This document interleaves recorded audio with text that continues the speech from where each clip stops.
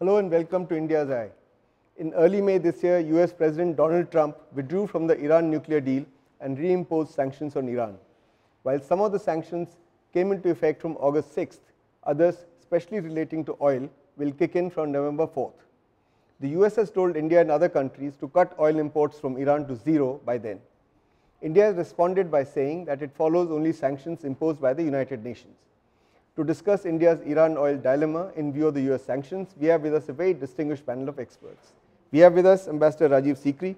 He was Secretary in the Ministry of External Affairs, New Delhi, and among other things, he is an expert on the Arab world, Israel and Iran. He is author of a popular book on diplomacy, challenges and strategy, rethinking India's foreign policy. A new edition of the book is in the pipeline, I understand. Congratulations, Ambassador Sikri.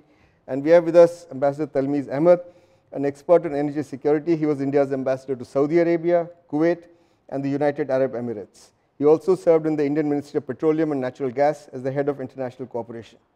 He is also author of two books, Reform in the Arab World, External Influence and Regional Debates, and Children of Abraham at War, The Clash of Messianic Militarisms. Ambassador Dinkar Srivastava, another distinguished diplomat. He served as India's ambassador to Libya, the Czech Republic and Iran. He negotiated India's participation in the strategic Chabahar port project. He has also served as an advisor to ONGC Videsh. I welcome you gentlemen to this discussion. Ambassador Sikri, let me begin with you. Do you think India will eventually be arm twisted by the US to follow its unilateral sanctions? And what will India choose when it is faced with the dilemma of either going with the US or downgrading trade and investment ties with Iran? Well, I hope we are not arm twisted. This reminds me of a situation which happened in 2005-6 when the Iran dossier was being taken from the IAEA to the UN Security Council, and at that time we voted for taking the dossier to the UN Security Council, although because at that time the Americans were pressing us and we had just signed the nuclear deal. I think that was a great mistake at that time, not only because it was wrong in principle, but also because of the negative signals it sent about India, India's foreign policy and our propensity to let our arm be twisted. So, I think this time also, if we just gave in to the American pressure, what will happen vis-a-vis our relations with Iran is one aspect. And we may get over the oil aspect, but I think the larger question that we have to consider is that what kind of a message with will such a move send to the rest of the world, and at a time when we have pretensions of being a leading player, we want to play the big game. I think this would be completely the wrong thing to do. Okay. Ambassador Talmiz Ahmed, if India caves in, what signal does it send about the independence of India's foreign policy, and what does it say about our partnership with the US? Can we call it an equal partnership, or is it a subservient partnership then? Whenever we have such situations, we have to examine what are the pros and cons of a certain decision. Absolutely. And what will be the short term, medium term and long term implications. It is not just about supply of oil. It is about our strategic partnership with the Iranian Republic. We have stated that we have to develop the Chabahar port as an important counterpoise to Gwadar. We are also setting up logistical connectivity projects with Afghanistan, Central Asia and Moscow. So, we have substantial crucial interests, and therefore, I believe we must assert those. Here you have a Washington DC scenario which is seriously disruptive. You have a president who takes extreme positions and then keeps on compromising on those day after day, day after day. And to the extent a few days ago, the State Department spokesperson said that they want zero import, they want to have zero exports of the Iranian oil. That is an absurd posture to take, and they have already started softening on that. But these are not good signals. I think India should take a very clear position here that we will not be arm twisted by anybody. We have our own crucial interests and we will consider those. Okay. Ambassador Khullar, Iran has been sanctioned. Oh, sorry, I am sorry, Ambassador Srivastava. Iran has been sanctioned earlier also. But what distinguishes the international environment now from the previous round of Iran sanctions? Could the geopolitical factors play out differently this time around? If they are different, they are in Iran's favor, because this time EU, apart from Russia and China, are not supporting the sanctions. There is the other dimension, which is oil, and oil prices were very high in 2010-11 when sanctions were imposed. This time they have started from a lower base, but within 2 months of President Trump's initial announcement, they have come up to $72, $73. So the situation is something like that on the economic side, but on political side, initially at least, Iran has the advantage because the sanctions are so far only being supported by US. The Iranian representative in OPEC has said that prices of oil will go beyond $100 a barrel, and that for that the US would be responsible. Now US may be responsible, I mean, whatever happens to the domestic constituency of Trump is a different matter. But what does it do to developing economies like India, which require oil, which are fuel guzzlers? Well, I do not want to speculate that the oil prices will go up above $100, but yes, it's an upward trend, and between beginning of June and today, in just about a month's period, India's oil basket has gone up by $8 per barrel. Now that's a huge amount, because we import something like 4 million barrel a day, and this is not a good development for us. And if the geopolitical tensions persist, or worse, if they are exacerbated, the trend will actually get reinforced.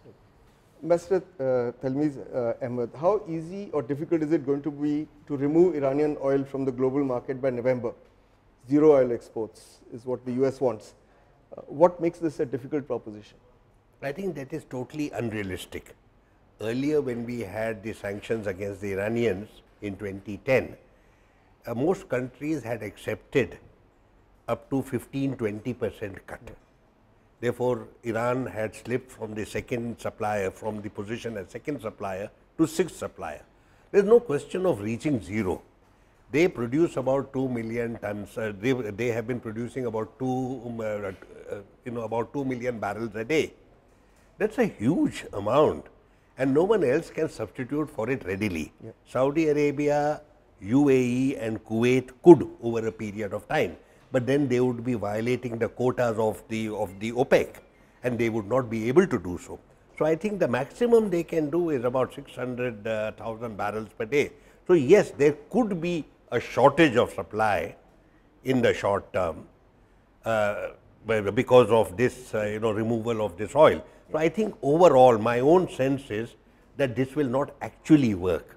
You cannot apply sanctions, you cannot impose sanctions that are totally out of tune with the market condition. Ambassador Sikri, Iran has said that it will block oil exports through key Gulf waterway in retaliation against any hostile US action. What does it mean? Are we looking at some kind of escalation in that region? Well, this is a threatening posture. Whether they'll actually do it or not, I can't say. Which waterways will they block? There is the Hormuz. That is the key one which matters. See, Iran has the advantage that it has ports outside Hormuz Straits also, although they are not that developed. Yeah. And Chabahar is one of them. So that's where the importance of Chabahar comes in. I wouldn't give much credence to this unless there is actually a shooting war which begins. Yeah. In which case, the scenarios will be completely unpredictable.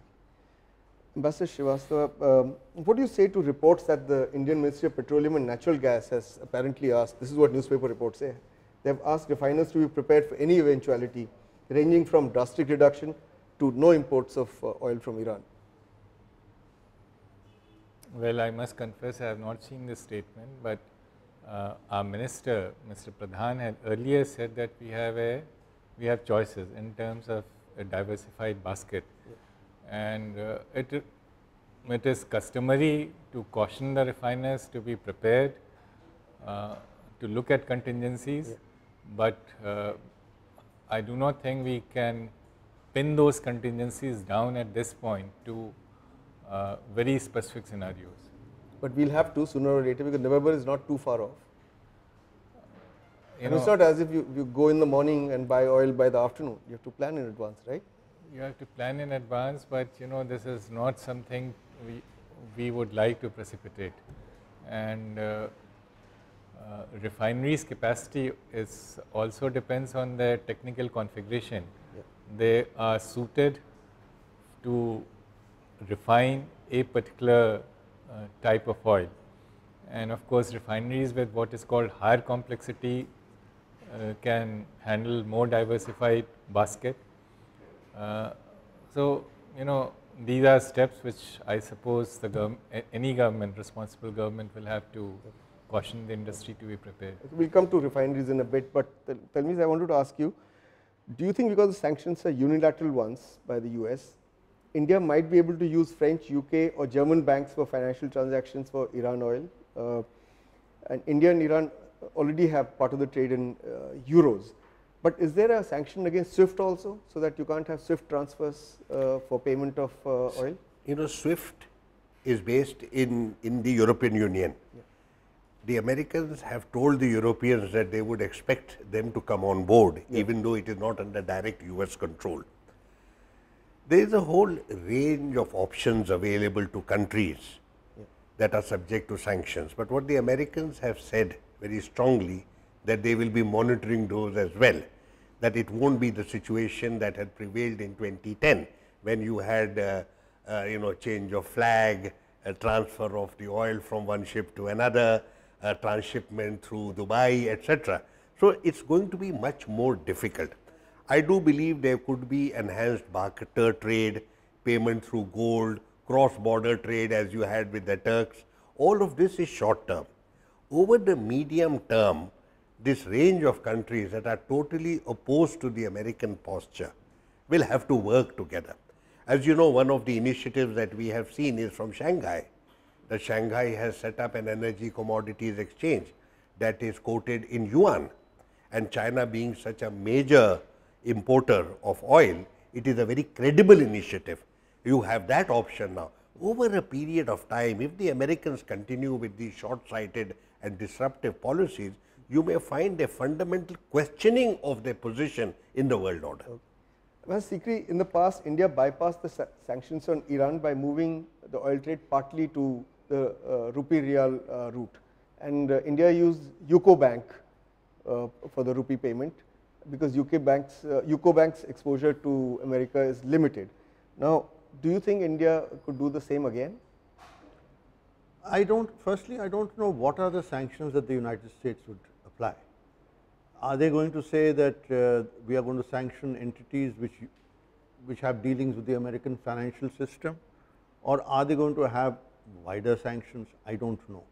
If it's only a question of the banks, then there are, as Talmiz has pointed, various mechanisms to get around it. There could be rupee real trade, there could be maybe the revival of the Asian Clearing Union, maybe you can do it in another currency, maybe we can insist on the Iranians that, look, if you want us to buy our oil, you have to buy more from us. I mean, why should we buy oil from you if you do not want to? So, I think there are a range of options, and we will have to work more closely with the other buyers like Japan, China, Korea, the Europeans and so forth. I am very doubtful that there will be a global consensus to go along with the Americans, because Mr. Trump has successfully alienated all his allies.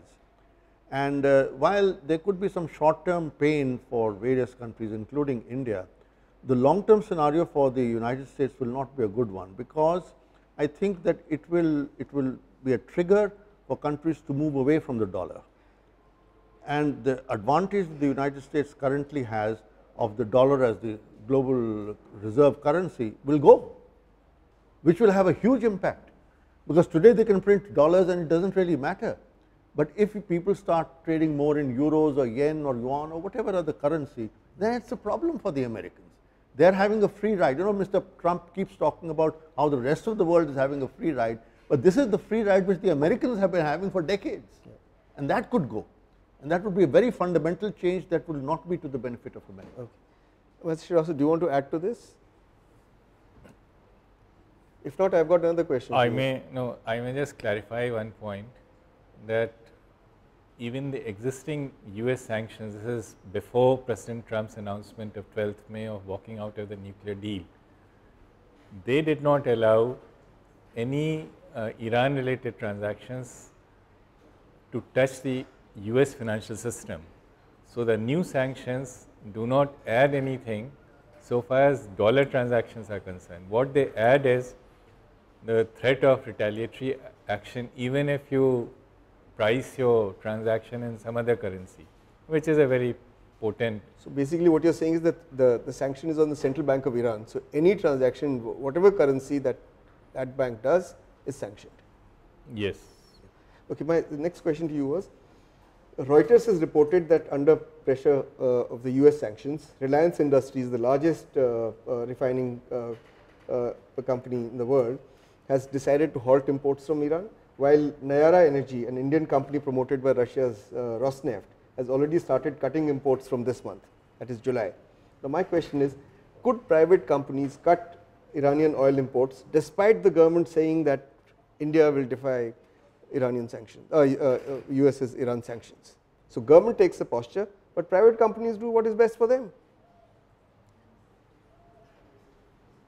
Well, we can just speculate on different scenarios, but I must. It's already happening. Tendency is there already. No, I must take you back a little slightly. Reliance did not deal with Iran during the previous round of sanctions. So what they have done now is nothing new.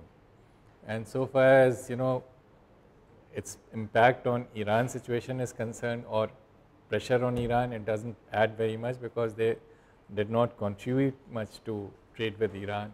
And in fact, they didn't contribute anything to trade with Iran during the previous round of sanctions.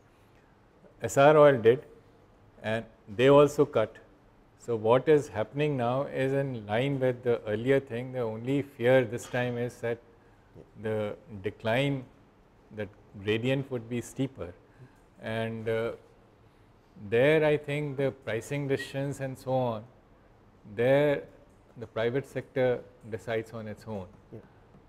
Government of course is committed to a certain policy, and so there could be a disconnect between the two. As Sushma ji said, that we do not recognize unilateral sanctions, but private sector does. We are a free country. They do pretty much as they like, which like Reliance did last time, despite the government policy. Okay.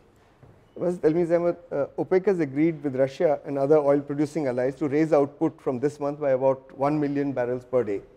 Now some Indian industry sources say that even if there is no Iranian oil, we can shift to Basra heavy, Iraqi oil, Saudi oil and Kuwaiti oil. Now replacement oil can always be found if you are willing to pay a price for it. But how will this be viewed in the context of India-Iran relations, because Iran has offered virtually free shipping and extended credit of 60 days to India? As I said, this is a sensitive scenario. It's not a question of supplies alone. Supplies are available, and there will be implications as far as prices are concerned. Even those will be absorbed. The issue is the principle of it and recognition of India's crucial interests. Are we going to distance ourselves from the Iranians at a time when they are in serious difficulty for no fault of theirs? If you recall earlier, when we had taken a tough position along with other members of the international community, there was a broad consensus that there should be a certain degree of pressure upon the Iranians as far as the nuclear issue is concerned. Here you find that they entered into an agreement, they have honored the agreement. Every institution in the world has said they have honored the agreement. Unilaterally, one particular power has decided to withdraw. They have done no wrong. So where is the question of penalizing a country that has done no wrong? So this is where India comes in. That you and I have also pointed out, we have crucial interests It's not just a question of principle and principle alone. Now, the issue you have raised is with regard to deferred payment. Now, these are all financial matters. And so far as I know, Iran and Iraq are the two countries that have offered us easier payment terms compared to other suppliers. Obviously, there will be implications as far as prices are concerned, as far as India's financial situation is concerned. So, Ambassador Sikri, you had begun by saying this, that we must the value of India-Iran relationship. How do we tend to this relationship in these circumstances? I mean, isn't it a difficult diplomatic task? No, of course it is difficult, but we cannot sort of give in to American bullying, and in any case the Americans change their minds very frequently. But can we tell the Americans, fine, you pay us the price difference, you want us not to buy from Iran, we won't, but you pay us the rest of the money. Or that that there will be implications on what we will buy from you. Instead of buying Boeings, we might go for Airbus. I mean, all these things are quite possible. Okay. On price, it's quite possible the Iranians may give you a steep discount on the oil they sell. If they want to sell and it's $5 cheaper from Iran than from Saudi Arabia and Kuwait, I mean, our private sector will also look at it a little more carefully. So, I think that I completely share Talmiz's opinion that this is not just a matter of oil.